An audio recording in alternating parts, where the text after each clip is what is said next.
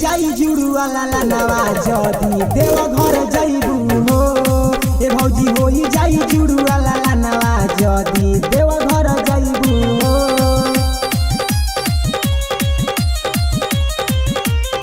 ए भौजी होई जाई जुड़ुआ लाला नवा जदी देव घर जइबू हो। सास ननद औरी देवर गरी आवता ए भोले बाबा गाँव के लोग वो सतावता।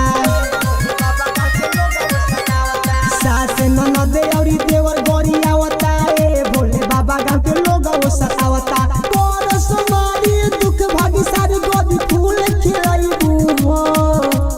पर समारी दुख भागी सारी भौजी फूल खिलाइबू हो। ए भौजी होई जाई जुड़ुआ लाला नवा। ए भौजी होई जाई जुड़ुआ लाला नवा जदी देव घर जइबू हो। ए भौजी होई जाई जुड़ुआ लाला नवा जदी देव घर जइबू हो।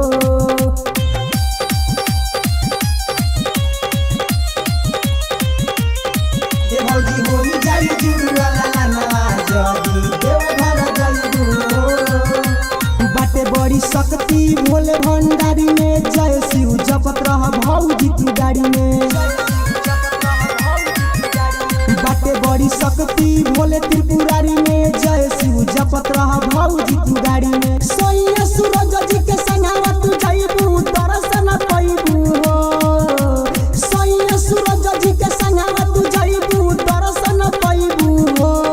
ए भौजी होई जाई जुड़ुआ लाला नवा। ए भौजी होई जाई जुड़ुआ लाला नवा जदी देव घर जइबू हो। ए भौजी होई जाई जुड़ुआ लाला नवा